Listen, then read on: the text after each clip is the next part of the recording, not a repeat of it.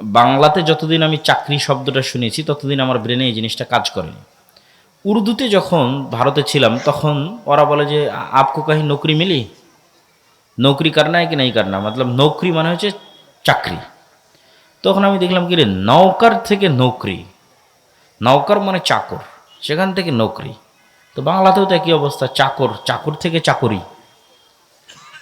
তো আসলে চাকরি করা মানে আসলে চাকর, চাকরি শব্দটা এসেছে চাকর থেকে, যেমন নৌকরি শব্দটা এসেছে নৌকার থেকে। হ্যাঁ, কেউ না কেউ চাকরি করবেই, চাকরি না করলে ব্যবসায়িক প্রতিষ্ঠান চলবে না, বন্ধ হয়ে যাবে। কিন্তু সবাই যদি মনে করে যে আমি ব্যবসায়ী হব, তবুও চাকরি করার লোক থাকবে। বাংলাদেশের 18 কোটি মানুষও যদি ব্যবসায়ী হয়ে যায়, তাহলে আফ্রিকা থেকে লোক এখানে চাকরি করতে আসবে, কোনো সমস্যা নেই। আল্লাহর দুনিয়া এরকমই। কিন্তু তার মানে এই নয় যে আমাকেই সেই চাকরিটা করতে হবে, এটা নয়, চেষ্টা করতে হবে, রিস্ক নিতে হবে। তো এই কথাটা কোন কথা থেকে আসলো, যে এই যে যুবকেরা উদ্যোগ নিচ্ছে, এই উদ্যোগে অর্থনৈতিক সহযোগিতা। কেন, অর্থনৈতিক মুক্তি ছাড়া আসলে গোলামি থেকে মুক্তি হয় না। আর আমাদের আজকের আলোচ্য বিষয়বস্তু গোলামি থেকে মুক্তির রাস্তা। তো আমরা প্রথমেই আলোচনা শুরু করলাম অর্থ দিয়ে। অর্থনৈতিক মুক্তির জন্য আর একটা জিনিস লাগবে, সুদ মুক্ত সমাজ। কি মুক্ত সমাজ? বলেন না যে কি মুক্ত সমাজ? সুদ মুক্ত সমাজ। সুদ মুক্ত সমাজ তৈরি করার ক্ষেত্রে বললাম হারাম, বললাম গুনাহ। আমার শ্রদ্ধেয় পিতা আব্দুর রাজ্জাক বিন ইউসুফের সুদের বিরুদ্ধে যত শক্ত বক্তব্য আছে, অত বক্তব্য আমাদের পক্ষে দেওয়া সম্ভব নয়, অত শক্ত বক্তব্য। তো ওটাই যথেষ্ট মানুষের জন্য। তা আমি কি বুঝাতে চাই মানুষকে?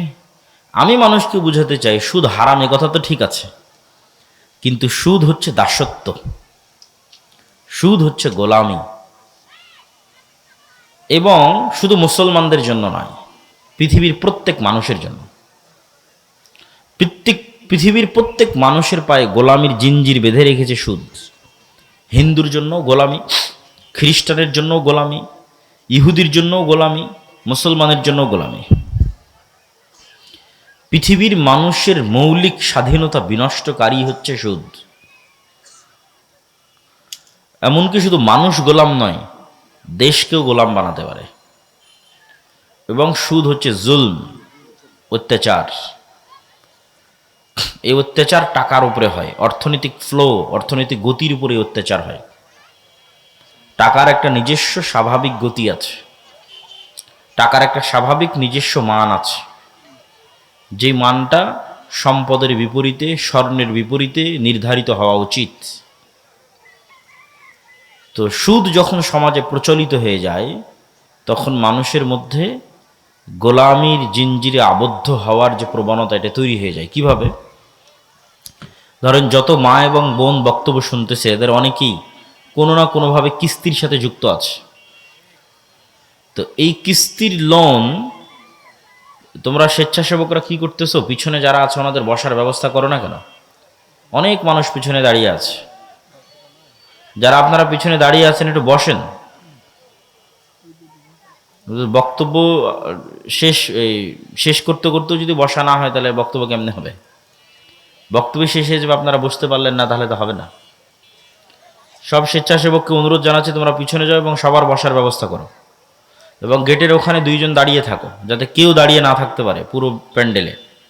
যার বসার ইচ্ছা হচ্ছে না, সে যেন চলে যায়।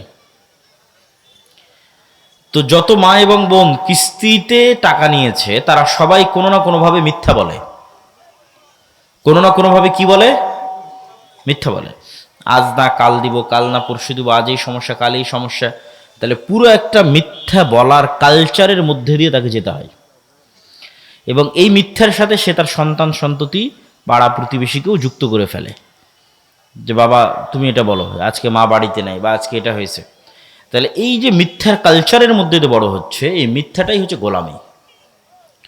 যে কোনো মানুষ যখন 2 নম্বরই রাস্তা অবলম্বন করে, ধোঁকা, মিথ্যা এবং দুর্নীতির রাস্তা অবলম্বন করে, তখন সে আসলে গোলাম হয়, গোলাম হয়ে যায়। সে আর স্বাধীন থাকতে পারে না, কেননা সে তার আত্মসম্মান, আত্মমর্যাদাকে বিক্রি করে দিয়েছে। এবং ওই মানুষের ব্রেনকে কিনে নেওয়া অন্টুর ব্যাপার। যে আজকে 5টা টাকা পাওয়ার জন্য মিথ্যা বলছে, 5টা টাকা দিবে না মর্মে মিথ্যা বলছে। ওকে যদি আমি বলি তোমাকে 500 কোটি টাকা দেবো, ওই লোককে মেরে দাও, মেরে দিবে। ওকে যদি বলি তোমাকে 50 কোটি টাকা দেবো, তুমি এটা বলো, বলে দিবে। তার মানে সে টাকার কাছে কি হয়ে যাবে? বিক্রি হয়ে যাবে। তাহলে যে টাকার কাছে বিক্রি হয় সে গোলাম, এবং পুরো প্রজন্ম গোলাম। ভারতের গোলাম, হিন্দুস্তানের গোলাম, আমেরিকার গোলাম, যারাই টাকা পয়সা দিবে তাদের গোলাম। তাহলে গোলামির জিঞ্জির থেকে মুক্ত হওয়ার জন্য সত্যবাদিতা, ন্যায়পরায়ণতার উপর অটল থাকতে হয়। তাহলে আপনি নেতা হতে পারবেন। বাংলাদেশের নেতা নয়, পৃথিবীর নেতা হয়ে যাবেন। শুধু বাংলাদেশের না, পুরো পৃথিবীর নেতা হবেন যদি মুসলমানরা এই একটা গুণের উপর অটল থাকে, যে 2 নম্বর কোনো রাস্তা অবলম্বন করব না, দুর্নীতি, ধোঁকা, মিথ্যা, প্রতারণার অংশ হবে না। তো এই দুর্নীতি, মিথ্যা, ধোঁকা, প্রতারণার অংশ থেকে বেঁচে থাকার জন্য সুদ বা লোন থেকে বেঁচে থাকা খুব জরুরি। এটা আপনাকে মিথ্যার রাস্তায় টেনে নিবেই। এই জন্য ইসলামের অর্থনৈতিক ভিত্তির, তোমরা এই ড্রোনটা সরাও তো বাবা, ও যা উড়ানো হয়েছে হয়েছে, একে সরাও। তো এই জন্য ইসলামের অর্থনৈতিক মূলনীতিগুলোর একটা বড় মূলনীতি হচ্ছে অল্পে সন্তুষ্ট থাকা। অল্পে সন্তুষ্ট থাকা মানে যত বিলাসী পণ্য আছে সেই বিলাসী পণ্যে সুদের লোন নেওয়া বহু পরের কথা, কর্জে হাসানা নেওয়াও জায়েজ হবে কি না এটা আলোচনা করতে হবে। আবারও শুনেন আমার কথা। বিলাসী পণ্য মানে ফ্রিজ, বিলাসী পণ্য মানে এসি, বিলাসী পণ্য মানে আমার একটা বাটন ফোন দিয়েই চলে, আমি এখন অ্যান্ড্রয়েড ফোন নিব। বিলাসী পণ্য মানে আমার টিনের ঘরেও থাকতে পারি, তাও ইট দিয়ে ঘর তৈরি করব। তথা এমন কিছু যা না হলে আমি মরে যাচ্ছে এরকম নয়। আমার ছেলে অ্যাক্সিডেন্ট করেছে, মেডিকেলে আছে, এখন আমার টাকার দরকার, সেটা ভিন্ন। আমার ছেলে মেয়েকে বিবাহ দিব অথবা বাইরে বিশ্ববিদ্যালয়ে পড়াতে পাঠাবো, টাকার প্রয়োজন, সেটা ভিন্ন।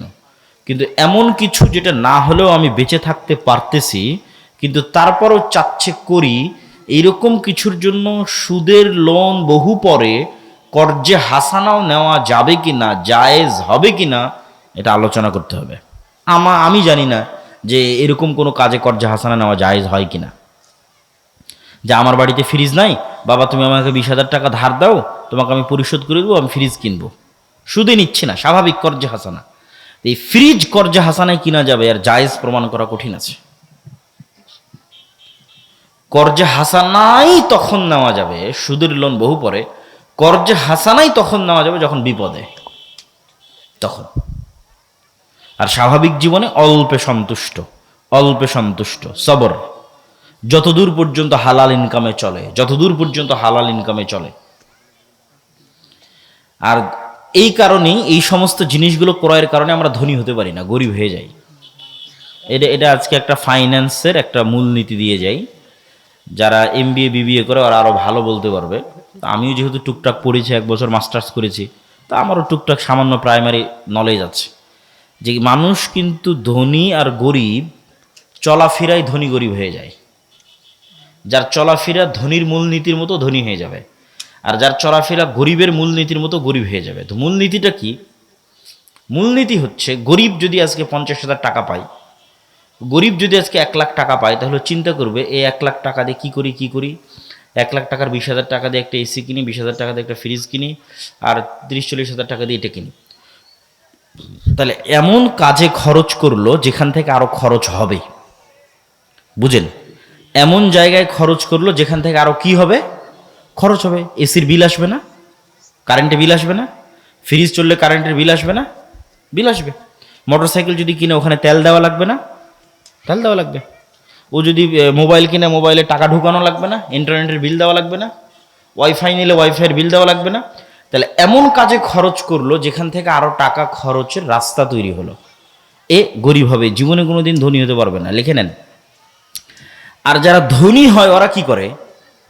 ধনী যদি 1 লাখ টাকা আজকে পায়, তাহলে চিন্তা করবে 1 লাখ টাকা কি করলে আরো 5টা টাকা ইনকাম করা যাবে। জাস্ট এই এক সিদ্ধান্তে মানুষ ধনী হয় আর গরিব হয়। যে আমি আজ 1 লাখ টাকা ইনকাম করেছি, আমি এখন চিন্তা করছি 1 লাখ টাকা কি করলে আরো 5 টাকা ইনকাম করা যাবে। তখন 1 লাখ টাকা দিয়ে একটা গরু কিনলো, গরু কিনে বাড়িতে রাখলো, 3 মাস পর কুরবানি দিয়ে বিক্রি করে দিল। এই কিন্তু একদিন না একদিন ধনী হবেই হবে, আপনি লিখে রাখেন। শুধু এই সিদ্ধান্তে মানুষ ধনী আর গরিব হয়ে যায়। তাহলে ও কি কোনোদিন এসি ফ্রিজ কিনবে না? মূলধন খরচ করে কখনো এসি ফ্রিজ কিনতে হয় না, বিলাসী পণ্য কিনতে হয় না। মূলধনকে আরও টাকা বানানোর জন্য ইনভেস্ট করতে হয়। ওখান থেকে যখন আবার 5-10 টাকা লাভ আসবে, ওই লাভের টাকা জমিয়ে জমিয়ে যদি কোনোদিন আপনি 5 বছরে একটা ফ্রিজ কিনলেন, ওই লাভের টাকা জমিয়ে জমিয়ে আর 5 বছরে একটা এসি কিনলেন, তাতে সমস্যা নাই।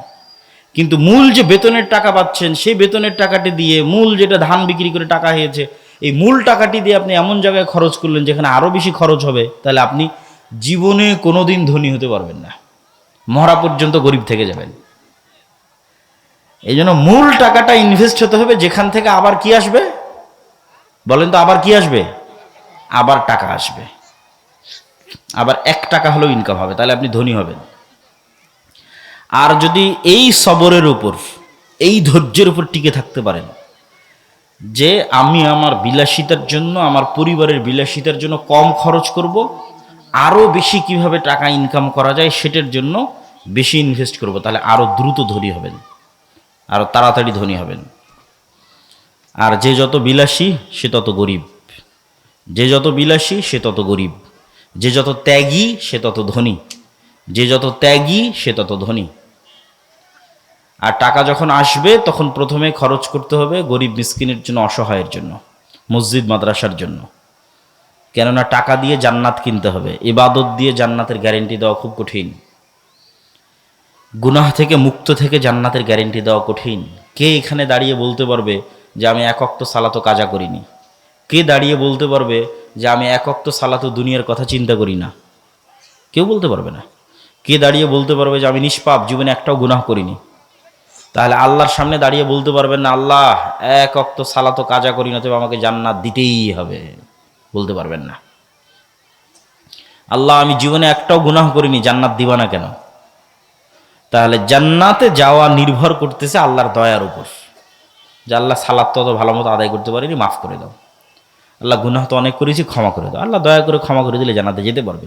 কিন্তু চ্যালেঞ্জ দিয়ে জান্নাতে যাওয়ার 2টা রাস্তা আছে। চ্যালেঞ্জ, জান্নাতে যাবই, তার একটা হচ্ছে টাকা। যে ঠিক আছে যতদূর পারছি আল্লাহর ইবাদত করি, অন্তত 5 ওয়াক্ত সালাত ঠিক রাখি, কবিরা গুনাহ থেকে বেঁচে থাকি, তারপরে যদি ভুল ত্রুটি কিছু হয়, ইবাদতে যদি কিছু কমতি হয়, তাহলে জান প্রাণ দিয়ে টাকা ইনকাম করো, টাকা ইনকাম করে ওই টাকা আল্লাহর রাস্তায় দান করো। দিয়ে কিয়ামতের মাঠে ধনী অবস্থায় উঠো, গরিব অবস্থায় উঠিও না। দুনিয়াতে যারা ধনী তাদের যে কোনো বিপদ ওরা টাকা দিয়ে কাটিয়ে উঠতে পারে। যে ঠিক আছে এখনই আমার অসুখ হয়েছে, চলে গেলাম সিঙ্গাপুর, টাকা আছে যে। ঠিক আছে আমার এই সমস্যা, কেস কোর্ট কাচারি মামলা হয়েছে, টাকা দিয়ে বের হয়ে গেল, জরিমানা দিয়ে বের হয়ে গেল। তো এই সেম ধনী মানুষেরা কিয়ামতের মাঠে এক্সট্রা বেনিফিট পাবে যদি কিয়ামতের মাঠে ধনী অবস্থায় উঠে। তো কিয়ামতের মাঠে তার ইনস্ট্যান্ট টাকা ইনকাম করার সুযোগ নাই, কিয়ামতের মাঠে তার ইনস্ট্যান্ট মানুষের কাছে টাকা ধার নেওয়ার সুযোগ নাই। তাহলে কিয়ামতের মাঠে ধনী অবস্থায় উঠতে হলে আগেই দিয়ে যেতে হবে, মানে এখন কোটি কোটি টাকা কিয়ামতের অ্যাকাউন্টে জমা করে যেতে হবে। দিয়ে এখন কিয়ামতের মাঠে যখন উঠলেন তখন আপনি মনে করেন 100 কোটি টাকার মালিক, কথার কথা বলতেছে। দেন 100 কোটি টাকার মালিক, যত সালাতে কমতি আছে, আর যত আল্লাহর রাস্তায় গুনাহ আছে, আর যত মানুষ পাওনাদার আছে, যে আল্লাহ আমার নামে গীবত করেছে, আল্লাহ আমাকে গাল দিয়েছে, আল্লাহ আমাকে কমেন্টে নিন্দা করেছে, আল্লাহর কাছে তো কেস আসতে থাকবে। আর ও পাশে বসে থেকে টাকা দিতে থাকবে। আর 100 কোটি টাকার মালিক না, টাকা দিতে দিতে দিতে দিতে জান্নাত আর কিনা হয়ে গেছে, কোনোটাতেই আর ওকে কেউ আটকাতে পারলো না, ও এখন সোজা জান্নাতে চলে যাবে। বলেন আল্লাহু আকবার। এই জন্য জান্নাত নিশ্চিত করার জন্য টাকা লাগবে, এবং ওই টাকা আল্লাহর রাস্তায় ব্যয় করতে হবে। ওই সমস্ত মানুষেরা খুবই ভাগ্যবান যারা টাকা ইনকামও করতে পারে, আবার টাকা আল্লাহর রাস্তায় ব্যয়ও করতে পারে। কিছু মানুষ আছে টাকা ইনকাম করতে পারে ঠিকই, কিন্তু ওই যে ছেলেটা বললো না যে আনন্দ উৎসব, ডিজে পার্টি, বিনোদন, ঘোরাফেরা, গান বাজনা, মদ, নারী, দুবাই, ঠিক আছে, বেহায়াপনা বেলিল্লাপনাতে টাকা শেষ করে দিচ্ছে। তো ওর কথা নয়, যে টাকা ইনকামও করতে পারে আবার টাকা কোথায় ব্যয় করতে পারে? আল্লাহর রাস্তায়। এ খুব সৌভাগ্যবান, খুবই সৌভাগ্যবান, এর কাছে জান্নাত বিক্রি হয়ে যাবে। এই জন্য যুবকেরা বসে থাকার কোনো সুযোগ নাই, অলসতার কোনো সুযোগ ইসলামে নাই, সময় নষ্টের কোনো সুযোগ ইসলামে নাই। আল্লাহ সুবহানাহু ওয়া তাআলা এই পৃথিবীকে নেতা হওয়ার জন্য দুইটা ফাংশনের উপর দাঁড় করিয়ে রেখেছে। একটা ফাংশনের নাম জ্ঞান এবং শিক্ষা, আর একটা ফাংশনের নাম সত্যবাদিতা এবং ন্যায়পরায়ণতা। তুমি মোবাইলের যেই বাটনে চাপ দিবা সেই বাটন সেইভাবেই কাজ করবে। তো এখন ইহুদি খ্রিস্টানেরা যদি জ্ঞান অর্জন করে, শিখে, পড়ে, লেখে, আর মুসলমানের সন্তানেরা, সৈয়দপুরের সন্তানেরা যদি গান বাজনা, ফ্রি ফায়ার, পাবজি, ইউটিউব, ঠিক আছে, আইপিএল, বিপিএল, অনলাইন বেটিং, জুয়া, বিড়ি, সিগারেট, মদ, এগুলো যত সময় নষ্টের রাস্তা আছে এগুলোতে সময় নষ্ট করে, তো আল্লাহ বলবে না যে ইহুদি খ্রিস্টান তোরা থাম, তোরা এত পড়তেছিস, এত জ্ঞান অর্জন করতেছিস, তোদেরকে আমি নেতা বানাবো না। আমার সৈয়দপুরে একটা মদখোর, জুয়াখোর বান্দা আছে, ওকে নেতা বানাবো। এটা করবে নাকি আল্লাহ? তোমাদের কি মনে হয় আল্লাহ এটা করবেন? জি না। যে জ্ঞান অর্জন করবে ওই নেতা হবে, এভাবেই পৃথিবী দাঁড়িয়ে আছে। আর যে এই যে জুয়া, মদ, নেশায় সময় দিবে, গোলাম হবে, বাই ডিফল্ট অটোমেটিক গোলাম। 14 গোষ্ঠী প্রজন্মের পর প্রজন্ম গোলাম। জন্য নেতা হতে হলে জ্ঞান ছাড়া রাস্তা নাই। নেতা হতে হলে প্রোডাক্টিভ, সময়কে কাজে লাগিয়ে পরিশ্রম করে টাকা উপার্জন করা ছাড়া রাস্তা নাই। নেতা হতে হলে সত্যবাদী, ন্যায়পরায়ণ। ঠিক আছে, তোমার জ্ঞান আছে বুঝলাম, তোমার টাকা আছে বুঝলাম, কিন্তু তুমি সেই জ্ঞানকে বিক্রি করে দিচ্ছ। বিদেশ থেকে ডক্টরেট ডিগ্রি পাশ করে এসে যেই কোম্পানি হাদিয়া দিয়েছে গাড়ি, BMW, ওই কোম্পানির ওষুধ লেখে আজীবন। তাহলে তো জ্ঞানকে বিক্রি করে দিল। তাহলে তোর সত্যবাদিতা, ন্যায়পরায়ণতার উপর অটল থাকতে পারলো না। উঠে দিয়ে হবে না, সবগুলো লাগবে। আরও 3টে জিনিস লাগবে মুসলমানদের জন্য বিশেষ করে, সেটা হচ্ছে আল্লাহ সুবহানাহু ওয়া তাআলার সাহায্য। আল্লাহর সাহায্য ছাড়া ইসলাম এবং মুসলমানদের বিজয় হয় না। আর আল্লাহর সাহায্য পৃথিবীতে নেমে আসে রাতের সালাত দিয়ে, সকাল সন্ধ্যার জিকির দিয়ে। সালাত এবং জিকির পৃথিবীতে আল্লাহর সাহায্য নেমে আনার টেকনোলজি, প্রযুক্তি, এবং পৃথিবীর সর্বোচ্চ পর্যায়ের প্রযুক্তি। ধরো আমাদের সামনে একটা উন্নত মানের দরজা, যেমন আজকের যদি কোনো ঢাকা অথবা চিটাগাংয়ের কোনো বড় অফিসে যাও, তাহলে সেই অফিসে গিয়ে দেখবা যে দরজায় লক দেওয়া আছে, ফিঙ্গারপ্রিন্টে লক ওপেন হচ্ছে, দরজার লক, অথবা পাসওয়ার্ডে দরজার লক ওপেন হচ্ছে, অথবা কার্ড প্রেস করলে, 5 স্টার হোটেলগুলোতে কার্ড প্রেস করলে দরজার লক ওপেন হয়ে যায়। তো এই যে দরজায় লক দেওয়া আছে, মনে করো আমরা এমন একটা দরজার সামনে দাঁড়িয়ে আছি যেই দরজা এর চাইতেও উন্নত প্রযুক্তির, আরো উন্নত প্রযুক্তির। সেই দরজাতে লক নির্ধারণ করা আছে 3 ভাবে। দরজার সামনে নির্ধারিত সময়ে আসতে হবে, ওই টাইমে আসলেই দরজার লক কাজ করবে, ওই টাইমের বাইরে আসলে কাজ করবে না। তাহলে নির্ধারিত সময়ে দরজার সামনে এসেছো, দরজার সামনে আসার পর ওই দরজার মধ্যে একটা চিত্র, যেমন ফেস ভেরিফিকেশনে একটা পিকচার নিয়ে নেয়, ডানে বামে তাকিয়ে পিকচার নিয়ে নেয়, ফেস ভেরিফিকেশনে ধরলে এটা ওপেন হয়ে যায়। তো ওখানে একটা চিত্র ইনস্টল করা আছে, আপলোড দেওয়া আছে, যেটার সাথে মিললে দরজাটা ওপেন হবে। তো শুধু কি চিত্র না, প্রত্যেকটা পার্টের সাথে একটা সাউন্ড ওখানে ইনস্টল করা আছে, যে এই পার্টে যদি এই সাউন্ড উচ্চারণ করে দরজা খুলবে। তাহলে মনে করো নির্ধারিত সময় আমরা দরজার সামনে আসলাম, এসে এভাবে দাঁড়ালাম, এটা একটা চিত্র ওই দরজাতে ইনস্টল দেওয়া আছে। এবার সাউন্ড, আলহামদুলিল্লাহ রাব্বিল আলামিন আর রহমানির রহিম, সাউন্ডও মিলে গেল। এবার রুকুতে গেলাম, ওইটাও একটা চিত্র, ওইটাও ওই দরজায় ইনস্টল দেওয়া আছে, ওইটার সাথে একটা সাউন্ড ম্যাচ করা আছে, সুবহান রাব্বিল আযীম, সুবহান রাব্বিল আযীম। সিজদায় গেলাম, ওটাও একটা পিকচার, ওটাও ওই দরজায় ইনস্টল দেওয়া আছে, ওখানকার সাউন্ড সুবহান রাব্বিল আলা ওটার সাথে ম্যাচ করলো। নির্ধারিত সময়ে গেলা, নির্ধারিত পিকচার গেল, নির্ধারিত সাউন্ড গেল, ওই দরজাটা খুলে গেছে। এইটা এমনি উদাহরণ হিসেবে বোঝানোর জন্য তোমাকে বলতেছি। তো আল্লাহ সুবহানাহু ওয়া তাআলার সাহায্য পৃথিবীতে নেমে আসবে, গায়েবী মদদ।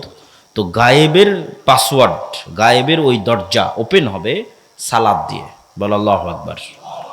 আল্লাহর সাহায্যের দরজা উন্মুক্ত হয় সালাতে।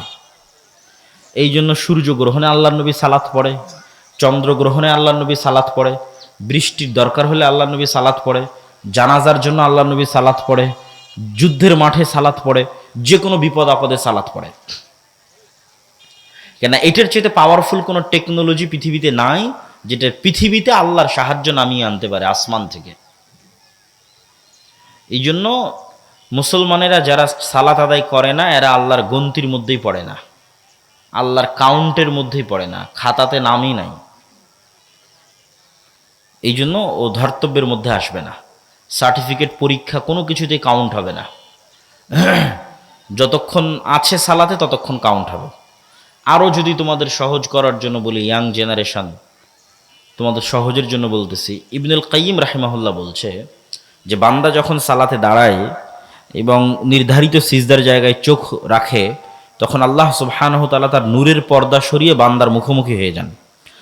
বান্দার অন্তর যখন দুনিয়ার অন্য কোনো কথায় ব্যস্ত হয়ে যায় তখন আল্লাহ আবার নূরের পর্দা দিয়ে সরে যান, বান্দার আর মুখোমুখি থাকেন না।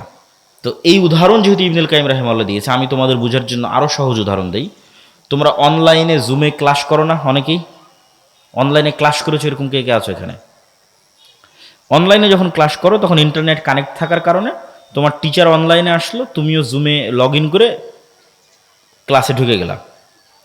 তাহলে তোমার চেহারা তোমার টিচার দেখতে পাচ্ছে, তুমি তোমার টিচারের চেহারা দেখতে পাচ্ছ। তো ইন্টারনেটের যে প্রযুক্তি, এই প্রযুক্তির চাইতেও হাজার এবং কোটি গুণ টপ লেভেলের প্রযুক্তি হচ্ছে সালাত, যেটাতে বান্দা তার রবের মুখোমুখি হয়ে যায়। বল আল্লাহু আকবার।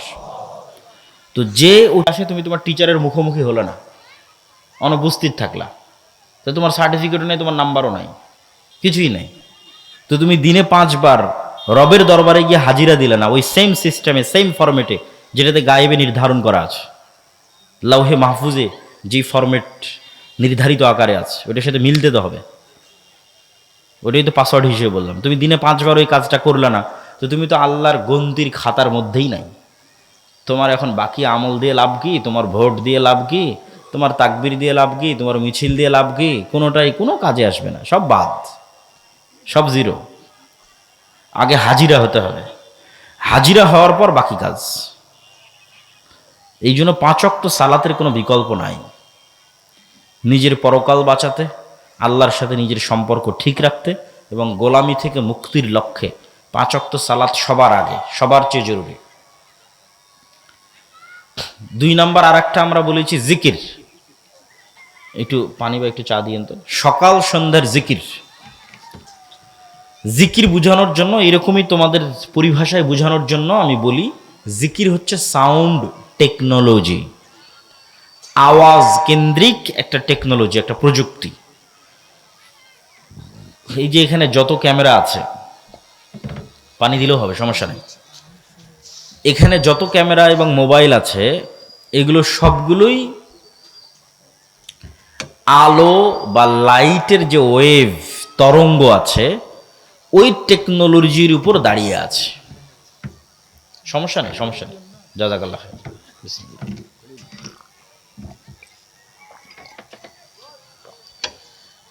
আলোর টেকনোলজির উপর দাঁড়িয়ে আছে মানে, এই যে আমরা আলো দেখতে পাচ্ছি, আলো আমার কথাকে বহন করতে পারে, আমার লেখা ওইটাকে ডাটা, এই ডাটাকে ধারণ করতে পারে।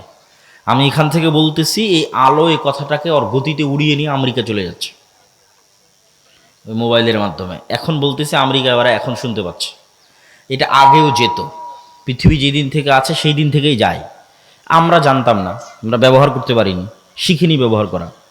এখন ব্যবহার করা শিখেছি, নেটওয়ার্ক লাগিয়েছি, ঠিক আছে, টাওয়ার লাগিয়েছি, মোবাইল বানিয়েছি, এখন ব্যবহার করতে পারতেছি। কিন্তু যেত আগে থেকেই। আমি বলতেছি আমার এই কথা এখন ইনস্ট্যান্ট আমেরিকা চলে যাচ্ছে, এটা আগে থেকেই যেত। কিন্তু আলোর মধ্যে দিয়ে যে ডাটা যায় এটা আমরা জানতাম না, তথ্য প্রবাহিত হয় এটা আমরা জানতাম না। এখন শিখে গেছি, এখন ব্যবহার করতেছি। তো এইটা একটা টেকনোলজি যেটার উপর এখনকার পৃথিবী দাঁড়িয়ে আছে, এখনকার কম্পিউটার, এখনকার মোবাইল, ল্যাপটপ সব দাঁড়িয়ে আছে। তো আরেকটা টেকনোলজির কথা আমরা বলতেছি যেটা এটার চাইতেও লক্ষ কোটি গুণ উন্নত, যেটার ধারে কাছে বিজ্ঞানীদের যাওয়া সম্ভব নয়, হাজার লাখ কোটি বছরও যাওয়া সম্ভব নয়। সেই টেকনোলজির নাম সাউন্ড টেকনোলজি। এটা এত উন্নত প্রযুক্তির বিজ্ঞান যেটার হালকা ন্যূনতম জ্ঞান আল্লাহ সুলাইমান আলাইহিস সালাতু ওয়াস সালামকে দিয়েছিলেন। কাকে দিয়েছিলেন বলো তো? সুলাইমান আলাইহিস সালাতু ওয়াস সালামকে দিয়েছিলেন। যে কি বললে পিঁপড়া বুঝবে এটা সুলাইমান আলাইহিস সালাম জানতেন, আবার পিঁপড়া কি বুঝতেছে এটাও সুলাইমান আলাইহিস সালাম জানতেন। তথা সকল প্রকারের সাউন্ড শোনা এবং বুঝার ক্ষমতা তার ছিল, এটা সাউন্ড টেকনোলজি।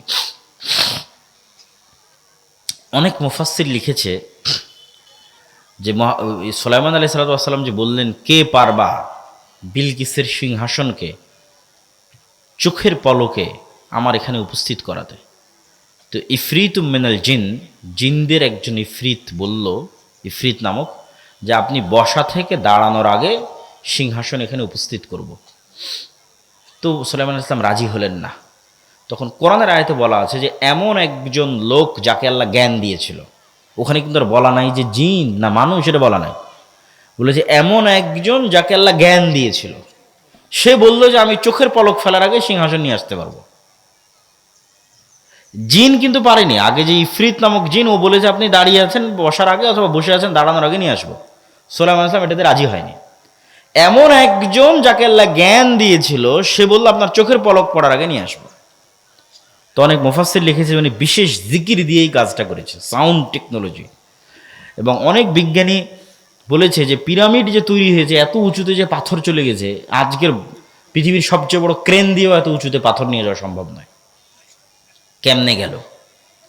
তো বলে এটা সাউন্ড টেকনোলজির সহযোগিতা ছাড়া এটা সম্ভব নয়। তো সাউন্ড টেকনোলজি খুব বড় একটা টেকনোলজি, যার ধারে কাছে আজকের বিজ্ঞান নাই। সেটা হচ্ছে আওয়াজ, যে জিকির। তো আল্লাহ সুবহানাহু ওয়া তাআলা ইসরাফিলকে বাঁশি দিয়ে রেখেছেন, ইসরাফিলের কান খাড়া হয়ে আছে। সারা পৃথিবী ধ্বংস করা হবে, আসমান জমিন ফেটে চৌচির হয়ে যাবে, পাহাড়গুলো আকাশে উড়বে আওয়াজের প্রভাবে, ইসরাফিলের বাঁশির আওয়াজে। তাহলে আওয়াজ কত পাওয়ারফুল হতে পারে যে পুরো পৃথিবী ধ্বংস করা হবে কি দিয়ে? আওয়াজ দিয়ে। এবার পৃথিবীর সব মানুষ মরে গেছে, জিব্রাইল, মিকাইল, মালাকুল মৌত সব মরে গেছে, আল্লাহর আরশ বহনকারী তারাও মরে গেছে। আল্লাহ এখন সবাইকে জীবিত করবে অনেক দিন পর, কতদিন পর আল্লাহ ভালো জানে। তখন ইসরাফিলকে জীবিত করে আবার ইসরাফিলকে বলবে বাঁশিতে ফু দাও। এখন সারা পৃথিবীর মানুষ একবারে নিজ নিজ কবর থেকে উঠে উলঙ্গ এবং খালি পায়ে দৌড়াতে থাকবে আওয়াজে, ইসরাফিলের বাঁশির আওয়াজে। আওয়াজ কত পাওয়ারফুল হতে পারে! আওয়াজ জানা গেলে, আওয়াজ শিখা গেলে সে আওয়াজ খুবই পাওয়ারফুল। এমন কোনো অসম্ভব নাই যে অসম্ভব আওয়াজ দিয়ে সম্ভব করা সম্ভব নয়। তো ঠিক তেমনি মুহাম্মদ সাল্লাল্লাহু আলাইহি ওয়াসাল্লাম এবং তার উম্মতকে আল্লাহ যে মুজিজা দিয়েছেন, এটা মুসা আলাইহিস সালামের লাঠির চেয়ে বেশি পাওয়ারফুল। এটা ঈসা আলাইহিস সালাম যে অন্ধর চোখে হাত দিয়ে বলে দিতেন যে এর চোখ হয়ে গেল বিসমিল্লাহ, কারো মাথায় টাক ছিল বিসমিল্লাহ বলে দিলে চুল হয়ে গেল। তো ঈসা আলাইহিস সালামের ওই মুজিজার চেয়েও পাওয়ারফুল আল্লাহ একটা মুজিজা মুহাম্মদ সাল্লাল্লাহু আলাইহি ওয়াসাল্লাম এবং উম্মতে মুহাম্মাদিকে দিয়েছে, সেটা হচ্ছে এই কোরআন। বলেন আল্লাহু আকবার। কেননা এই কোরআন কার আওয়াজ? আল্লাহর, সরাসরি আল্লাহর আওয়াজ। বলেন আল্লাহু আকবার।